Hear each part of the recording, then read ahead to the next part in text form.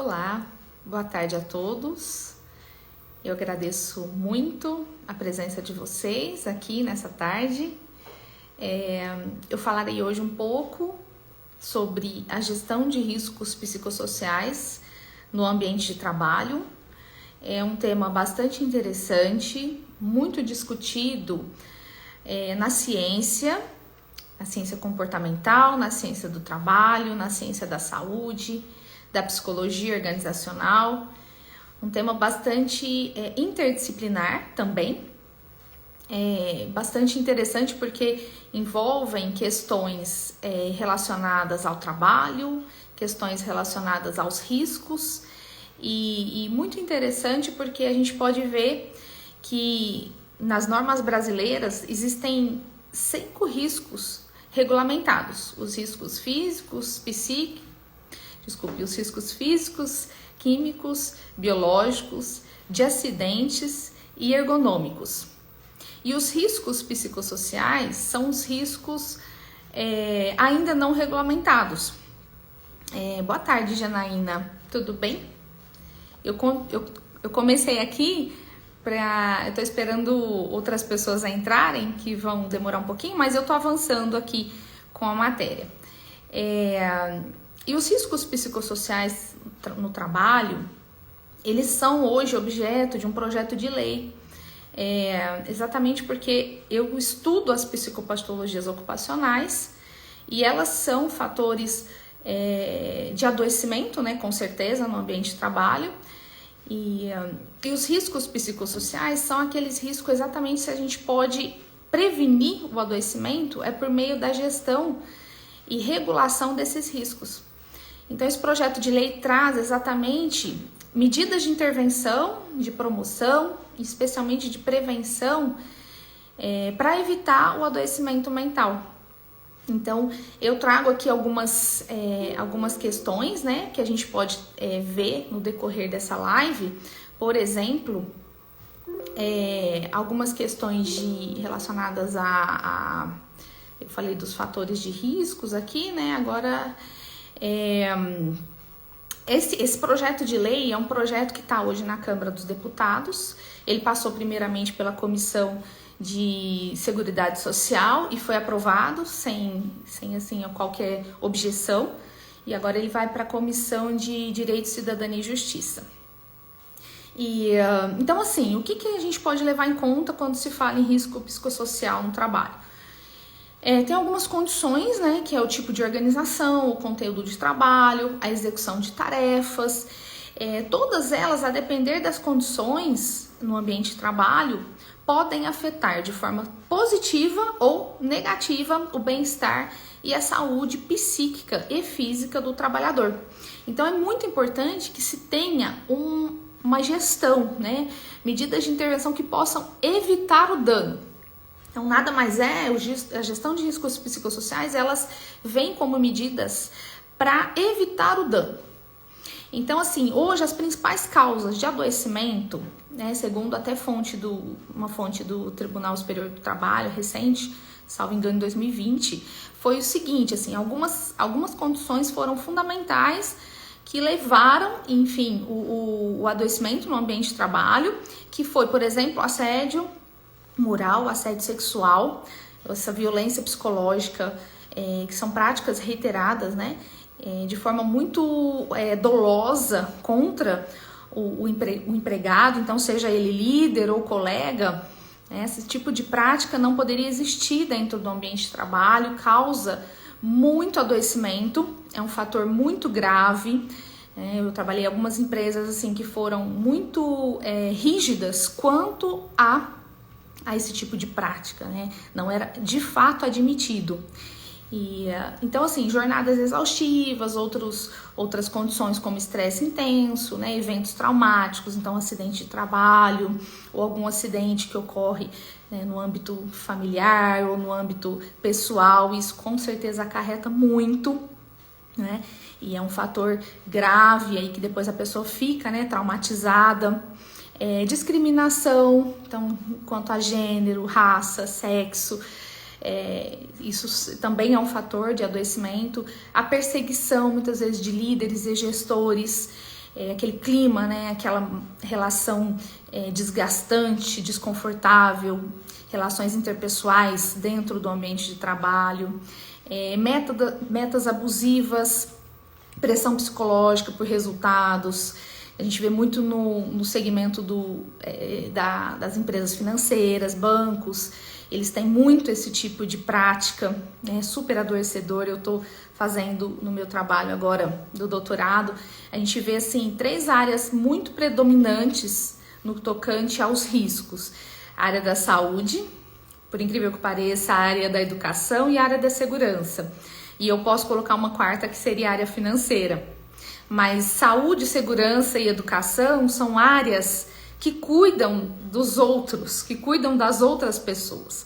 Mas esse profissional, ele de fato não é cuidado. Então isso deixa, né, aí uma reflexão para nós também, como sociedade, como profissionais, como pessoas inseridas nesse meio.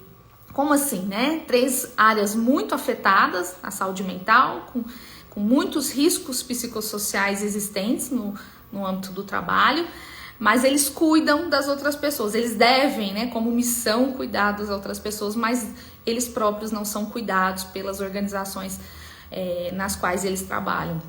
Então, sobrecarga de trabalho, jornada exaustiva, todas essas condições, elas trazem assim, bastante adoecimento, né? E como a gente pode evidenciar os sintomas, né? É muito interessante a gente saber também os riscos, né? Os sinais que as pessoas dentro do ambiente de trabalho, elas começam a manifestar de alguma forma, né? Então, assim, a gente pode dividir em emocional, sintomas emocionais, cognitivos, né, comportamentais ou mal-estar físico e mental. Então, assim, emocional a gente pode dizer, né, irritabilidade, agitação, mau humor, fadiga, cognitivo, lapsos de memória, desconcentração, dificuldade de aprender, de tomar decisões. Então, todos esses sintomas, eles começam a ficar evidentes, né? Eu falo assim, como descobrir que uma pessoa tem esse risco, né? A gente começa a evidenciar esses riscos nas pessoas.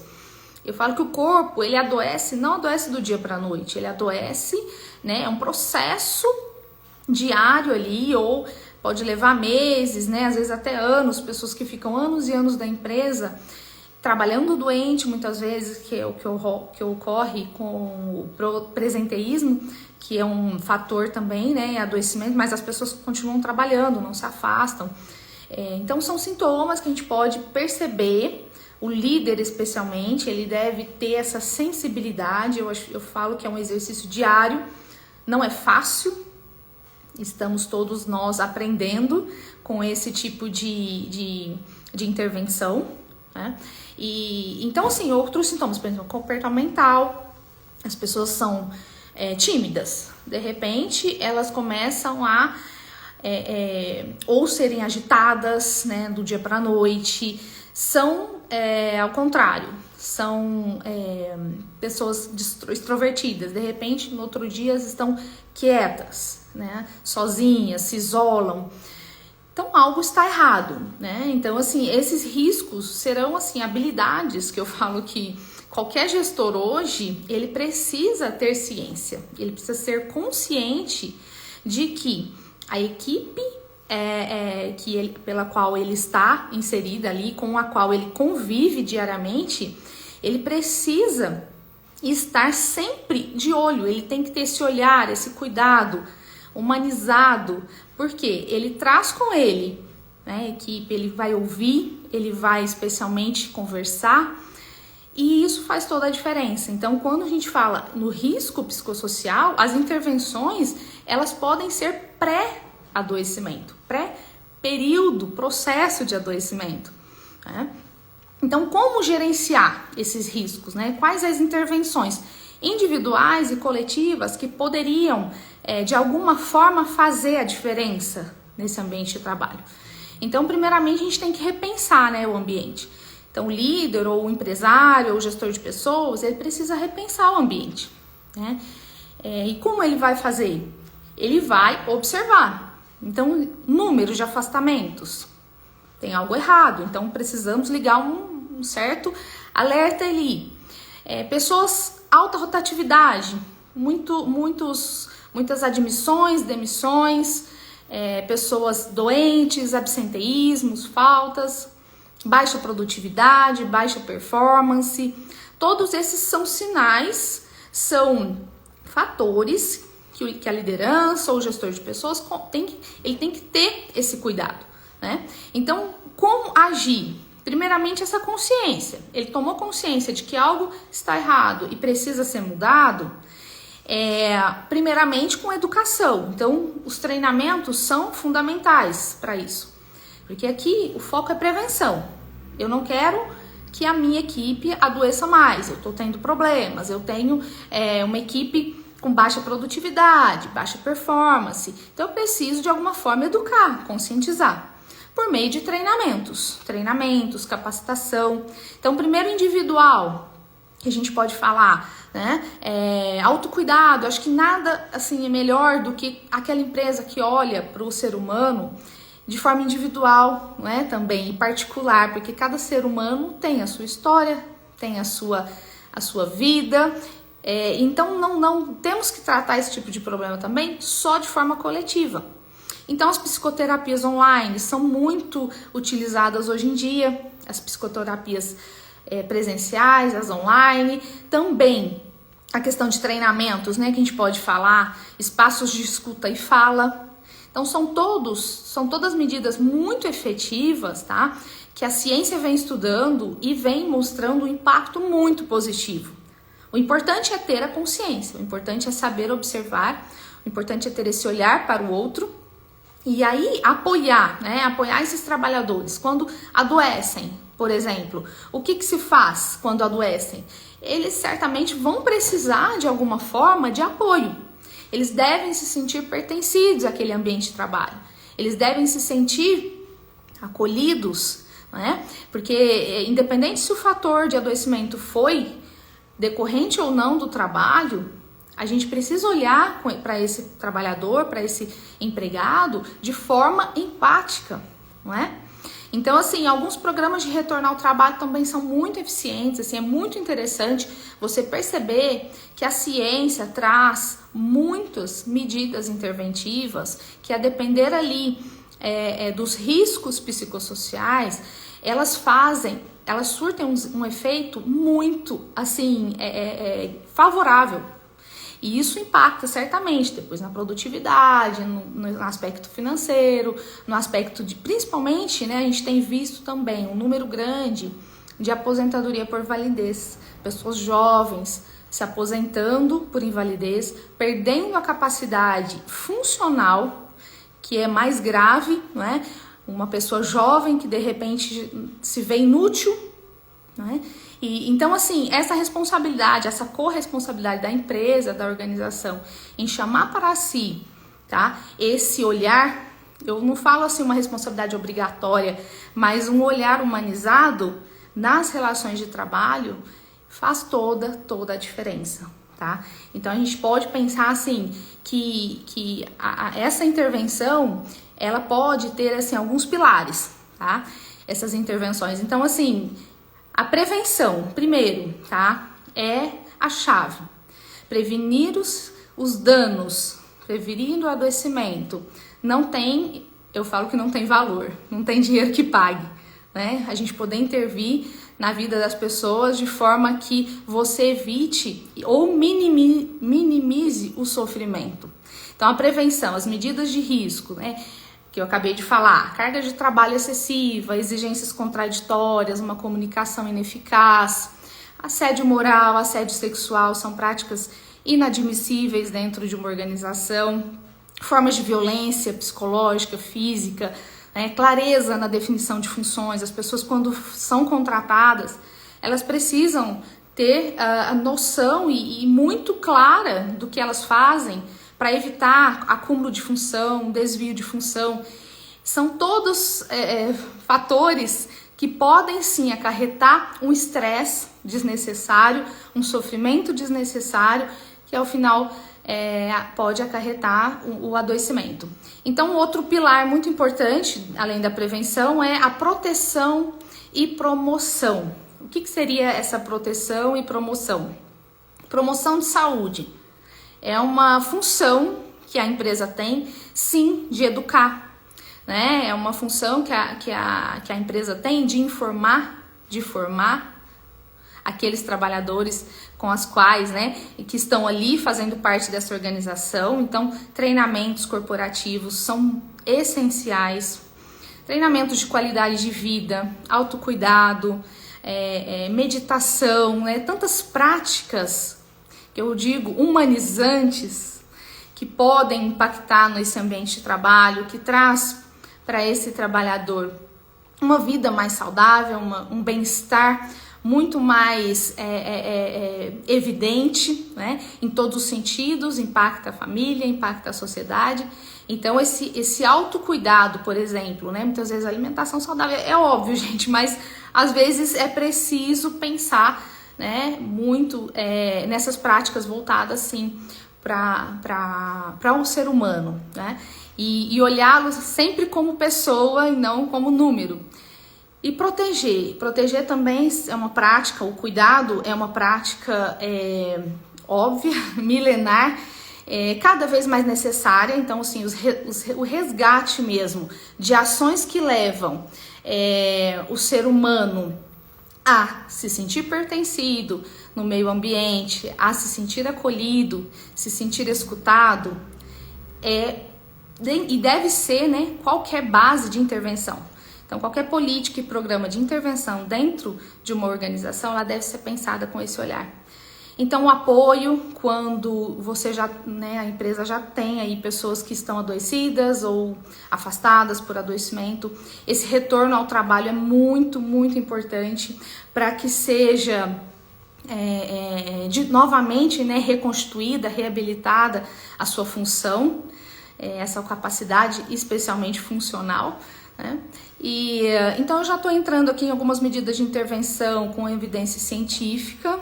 Então algumas delas, ao meu ver, são muito eficientes quando se trata em gestão de risco psicossocial. Como é feita, né? E como pode ser feita essa gestão? Primeiramente, como se conhece uma equipe? Eu sempre falo isso, escutando-a, conhecendo-a. Conhecer as pessoas que trabalham comigo, né, como líder, como gestor de pessoas, eu preciso conhecer as pessoas, eu preciso escutá-las. Vez ou outra, e de forma frequente, é necessária essa aproximação, porque afinal somos humanos, com nossos problemas, nossos desafios, nós precisamos nos relacionar. Somos seres sociáveis e relacionáveis. Então, é muito importante que nós tenhamos esta consciência.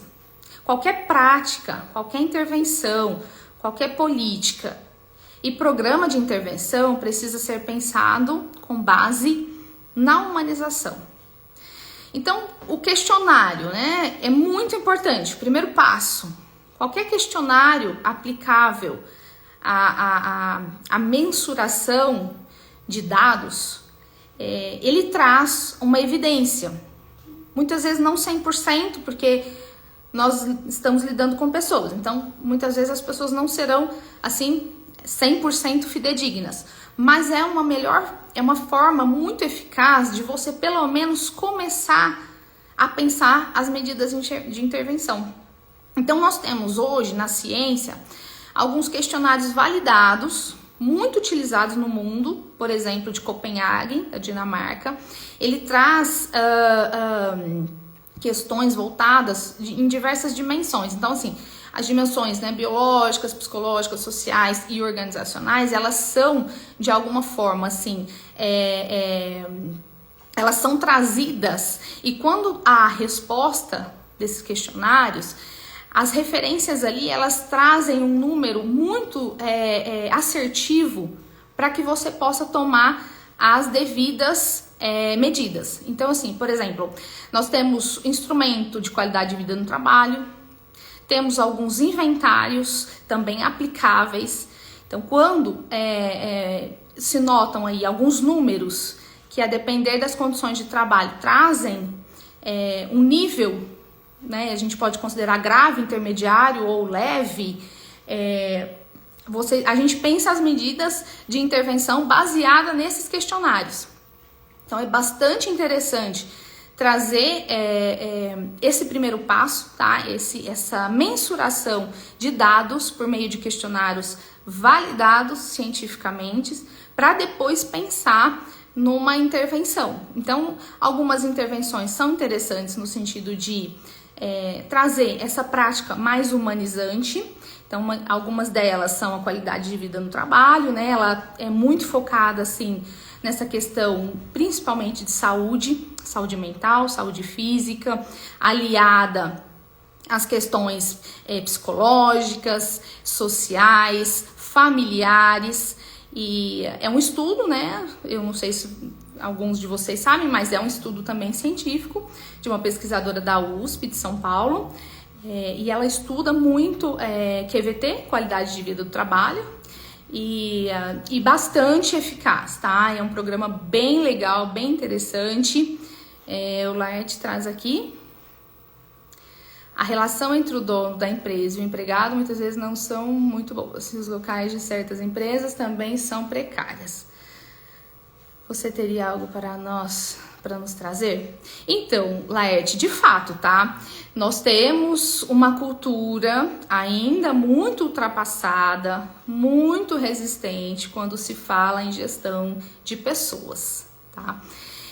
Na verdade, é um passo inicial quando a gente fala que nós temos um cenário preocupante que eu trouxe na semana passada, muitos dados, e eu acredito o seguinte, tá? Qualquer empresa hoje, que não pense no empregado, que tenha condições precárias, ela não se sustentará, tá? Não sou eu que digo isso, mas as novas relações sociais, humanas e do trabalho.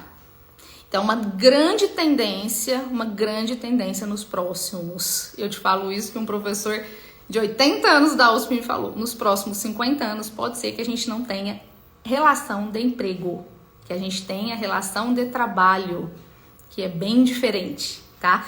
Então, se a pessoa hoje, ela com a consciência que tem, muitas pessoas já têm essa consciência, elas não permanecerão nesse tipo de emprego. Já se falam que as novas gerações escolherão os lugares onde elas trabalharão. Então, não são as empresas que escolherão, o processo seletivo será reverso, tá? Então, assim, eu acredito no médio aí prazo, nós temos sim algumas, eu não posso generalizar o cenário, tá? Mas a grande tendência, como estudiosa das relações comportamentais relacionadas ao trabalho, de fato, essa empresa que você descreveu aí não se sustentará, não será sustentável, tá? Não se prosperará, eu acho que seria essa a palavra, tá?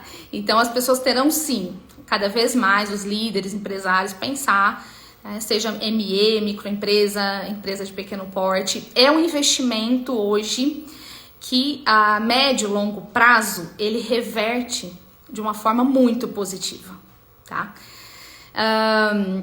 Bom, deixa eu só voltar que eu tava falando. Tá. E uma outra medida muito interessante de intervenção que eu queria trazer para vocês, tá? Que esse é meu referencial teórico de estudo, é a psicodinâmica do trabalho. A psicodinâmica do trabalho, só para vocês entenderem, é um campo do conhecimento da psicologia organizacional. Ela foi fundada por um médico psiquiatra francês. Na verdade, ele construiu um laboratório dentro de uma universidade na França e instituiu a clínica do trabalho. Ele estuda psicopatologias ocupacionais há mais de 30 anos e ele viu ali a necessidade de implementar clínicas do trabalho dentro das empresas. O que essa clínica tem como função? Ela traz espaços de escuta e fala dos trabalhadores. Então, o sofrimento que eles trazem ali diariamente é falado, é dialogado, é conversado. Eu sou fã dessa abordagem da psicodinâmica, uma abordagem metodológica, interventiva e prática, que é o mais legal. Então eu fiz agora, recentemente, eu publiquei um artigo e eu vou trazer rapidamente aqui o que eu tive como resultado. Esse artigo foi pensado no contexto da pandemia. Por quê? Muitos profissionais tiveram que se isolar. As pessoas foram para home office, muitos em relações de trabalho foram, infelizmente, também, na verdade, não passaram, né, as pessoas foram demitidas, algumas relações de trabalho mudaram totalmente, né? Nós tivemos que adaptar muitas condições de trabalho, e isso gerou, com certeza, os outros demais fatores, adoecimento, morte e tal, muito sofrimento para os trabalhadores, e eles não tinham com quem falar. Então, alguns estudiosos dessa área da psicodinâmica do trabalho fizeram alguma pesquisa e aplicaram a clínica do trabalho, entre aspas, para essas pessoas. Então, nós tivemos profissionais da enfermagem, tivemos profissionais da educação, tivemos profissionais do turismo, que foi bastante afetado, e tivemos alguns outros profissionais nas áreas administrativas. E eles traziam, como resultado disso, essa abordagem de forma muito minimizando o sofrimento. É interessante. Por quê? Porque eles falavam do sofrimento. E quando falavam, eles se sentiam aliviados e sentiam também que eles estavam numa situação que a maioria estava. Então aquele sofrimento era de alguma forma, aquele sofrimento compartilhado era de alguma forma, trazia para ele um alento, né, um descanso, porque não era só ele que estava sofrendo. Então a clínica do trabalho, quando ela aplicada, ela surte um efeito maravilhoso. Porque muitas vezes o que as pessoas precisam é falar, né? E quando a gente guarda muito, né? As pessoas que isso a gente tem problema e vê assim claramente, quando a gente guarda e vai acumulando, isso é somatizado, né? Aqui tá o Laerte, pode falar um pouco da psicossomática, que é uma abordagem maravilhosa que a gente gosta bastante. Então, o que é somatizado, aos poucos ele vai adoecendo diariamente. Então, assim, esse artigo eu gostei bastante porque a gente vê uma efetividade muito grande quando nós vamos para a clínica, novamente, né? Aí a clínica do trabalho instituída, implementada dentro das organizações. Urias, boa tarde, Urias. Qual o pilar mais importante para uma saúde mental, nas quais acha mais importante? E se não, na sua opinião, isso tem a ver com o amor à profissão, certo? Urias, bastante interessante também essa abordagem sua. O primeiro, né? O trabalho tem um papel central na vida de qualquer ser humano, né? A gente, quando trabalha, a gente espera, né? A gente espera muito assim o desenvolvimento cognitivo, o desenvolvimento intelectual, emocional, social, é o que a gente sempre espera. Crescimento em todos os âmbitos da vida. E muitas vezes o que acontece dentro das relações de trabalho são, a depender ali das condições, as pessoas começam a não ter esse propósito, né? Começam a não ter essa visão de reconhecimento, de desenvolvimento, perspectiva de crescimento.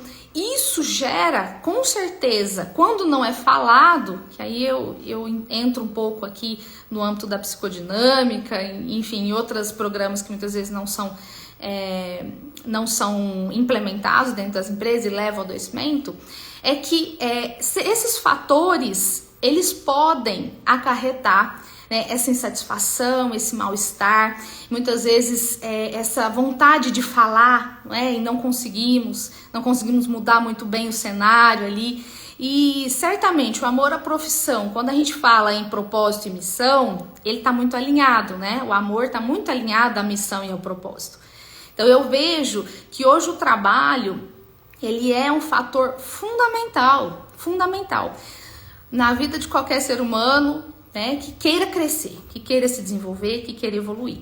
Só que se esse trabalho traz outras condições que não essas, ele é sim, infelizmente, um fator de adoecimento, um fator que leva assim, a muitos riscos psicossociais pelos quais a gente falou hoje, né? E esse eu falo que é uma defesa minha, porque eu passei por isso, eu sei o que é adoecer trabalhando, eu sei o que é adoecimento físico, adoecimento mental, assédio moral, assédio sexual, eu passei por tudo isso. Então, quando a gente passa e diz, olha, que pena, né? Que pena que tem que ser assim. E nada é feito, né, Urias? Nada é feito. Acho que eu entendo que se a ciência e todos esses conhecimentos chegassem nas empresas e tivessem uma certa consciência por parte especialmente da liderança e dos CEOs, empresários, como seria diferente, né, essa nossa missão quando falamos no trabalho, né? Eu entendo especialmente que o trabalho, quando a gente fala assim de saúde mental, né, que você falou aqui também que o pilar mais importante, qual o pilar mais importante para uma saúde mental? Então eu falo exatamente isso, é estar alinhada, tá? Estar alinhada às condições de trabalho, às relações de trabalhos, os fatores organizacionais do ambiente de trabalho, estarem alinhados aos seus valores, aos seus princípios, ao seu propósito, à sua missão. Que nada mais é este amor que eu acho que você traz de forma assim muito clara. Para mim é isso, tem que estar alinhado aos valores, ao amor, ao propósito, senão de fato, né, a gente tem aí muitas condições que levam sim ao adoecimento, às insatisfações, ao desconforto, que não tem, acho que são fatores evitáveis, esse que é o problema, né? Esse que é o ponto, poderiam ser evitados. Desculpa, Instituto, eu não tenho teu nome aqui, mas vamos lá. Acho importante pensar na relação emocional, uma vez que a relação está saudável.